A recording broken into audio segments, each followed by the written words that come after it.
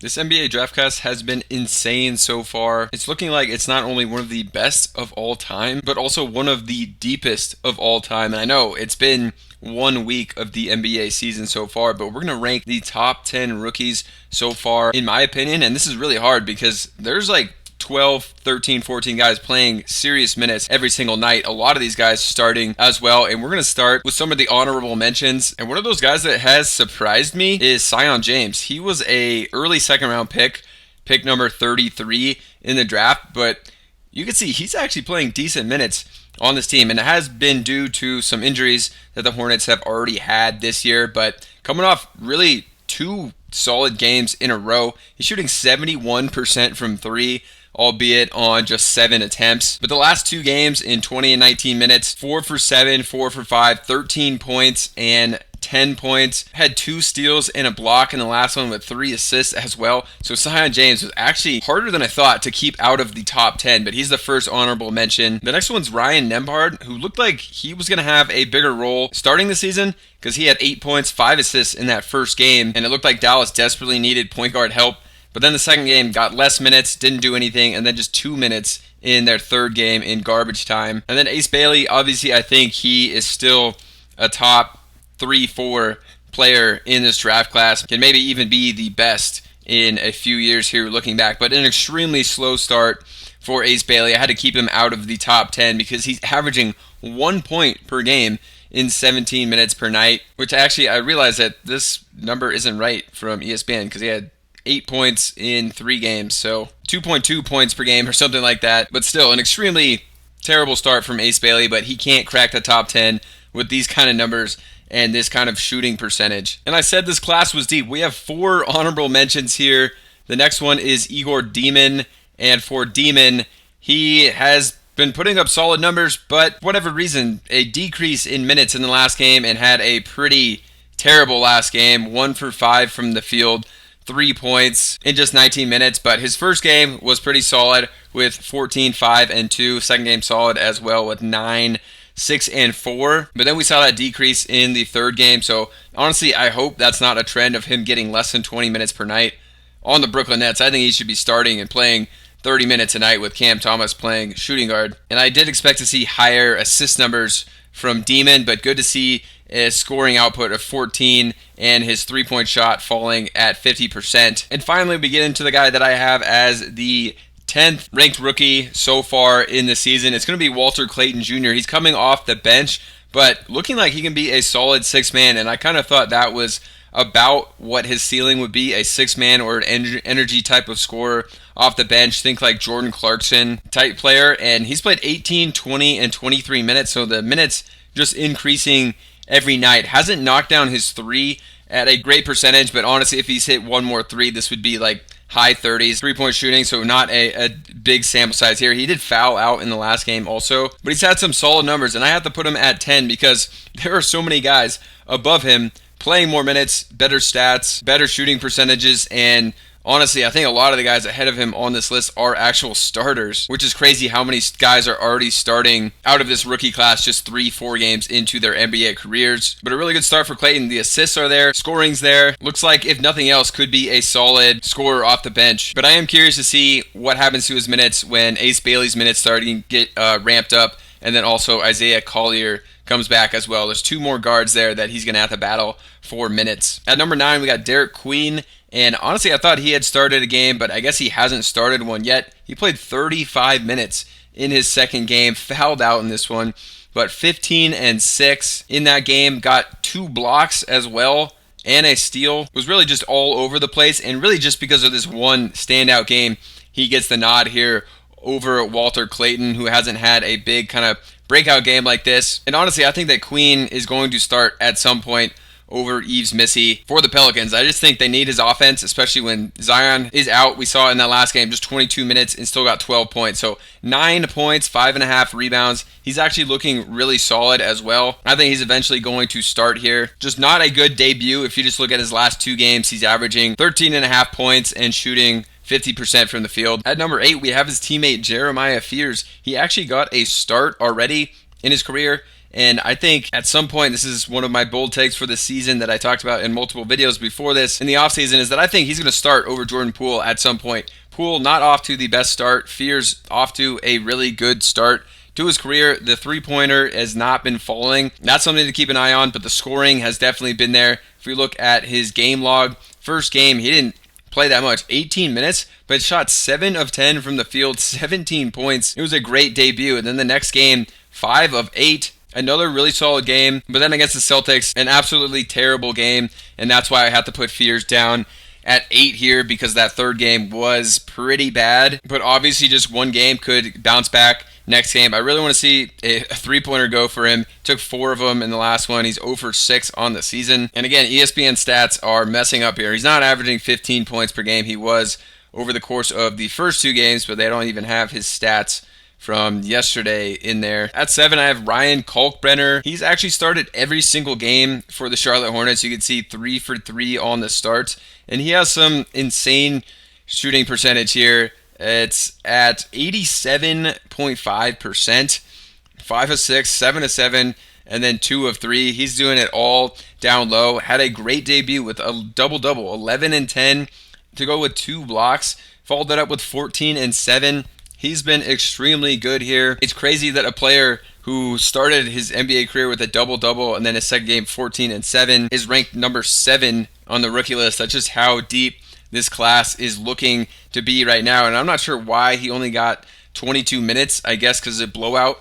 But that was his season low against Washington and didn't have a great statistical game. I actually watched some of that game and didn't really see him out there or notice him, which was kind of weird. But, Kalkbrenner, if he gets up to high 20s of minutes again, he's going to look really good for this season. Trey Johnson has had about as great of a start you could have to your NBA career, especially when you're coming all 3 games off the bench. In 3 games off the bench, 27 minutes, but his stats have been incredible. 47% from the field, 43 from three-point land, 16, 17, and 18 points. He's just a scorer and a big-time shooter, so he's going to continue to put up big scoring numbers and knock down the 3-ball. He's been great. 3 great games from him, all coming off the bench, like I said. So he's at number 6, which is pretty crazy based on these numbers of 17 points per game. But that last game was pretty inefficient. 42% from the field, 28 from 3.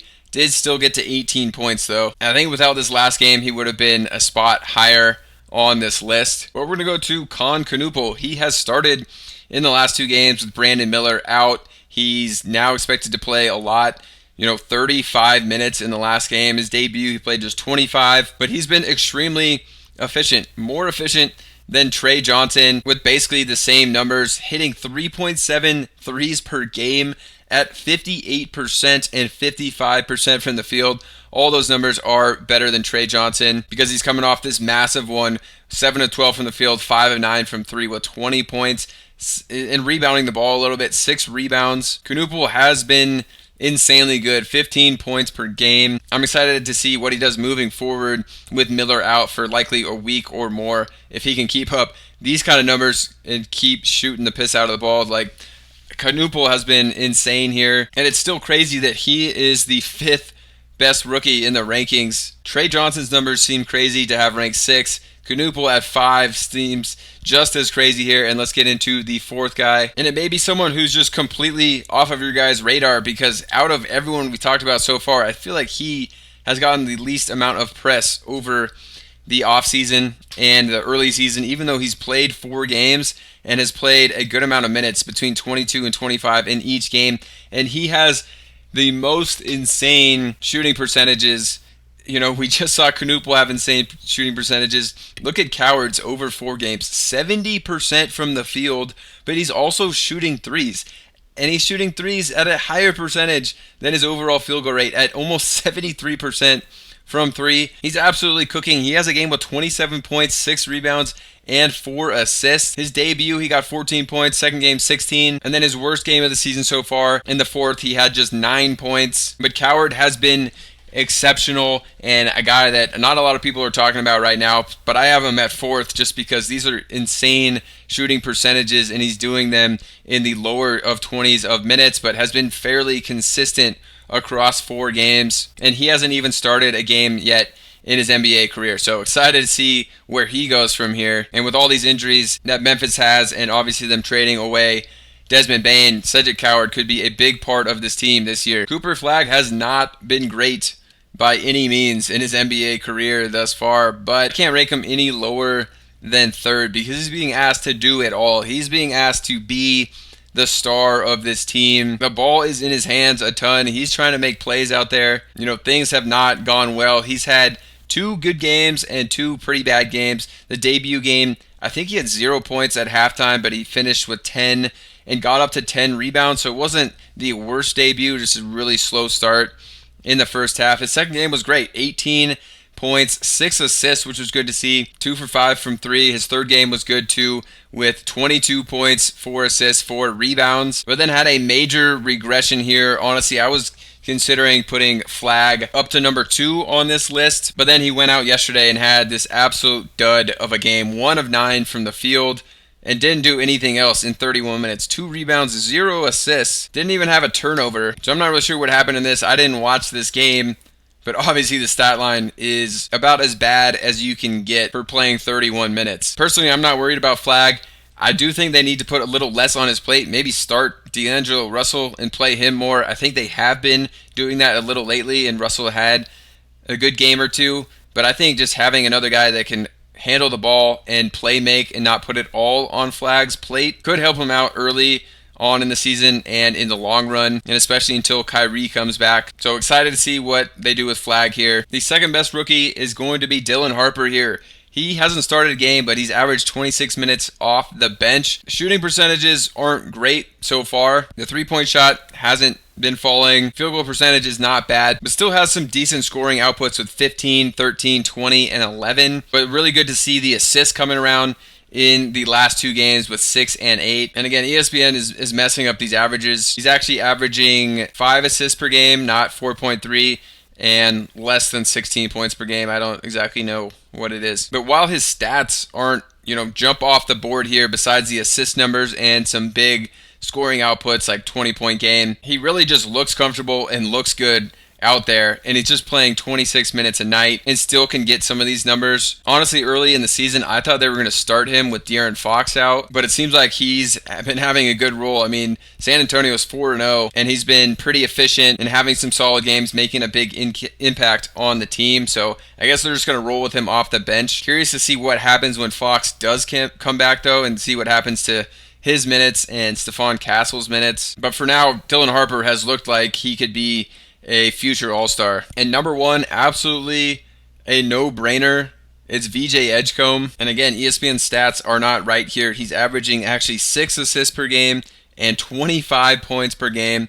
He's absolutely been on a crazy tear. The first game of his career, he took 26 shots, but he knocked down half of them, made 5 threes, got 34 points in his debut. I think it was the most points in a debut since Allen Iverson, and second most ever. Forget who had the most, but 42 and then 40 minutes and then 39. He's playing as many minutes as he can, handling the ball, playmaking we've seen with 8 and 7 assists in his last 2 games. And then he had just 15 in his second game, and you didn't know if that first game was just a fluke. Well, it definitely wasn't, because he came out and got 26 in the next game on 10 of 17 from the field. He's absolutely had a blazing start. He looks insanely good, and I'm really curious to see if he can keep this up and to see what happens when guys like Paul George come back in the next week. Jared McCain is set to come back as well. And then Embiid is, playing like every other game and ramping up his minutes. So a lot can still go on with the 76ers team and Edgecombe. But so far, an insane start. Clearly the number 1 player in the class right now. And it's just insane how many good rookies we have had in the NBA to start the season. It's looking like one of the best classes ever as far as talent and depth. If you just look at the top 3, you got Edgecombe, Flagg, and Harper looking like they're going to be future All-Stars. And then at least like 6-7 other players looking like they're going to be starters in the league. And if not in the next couple of years, maybe even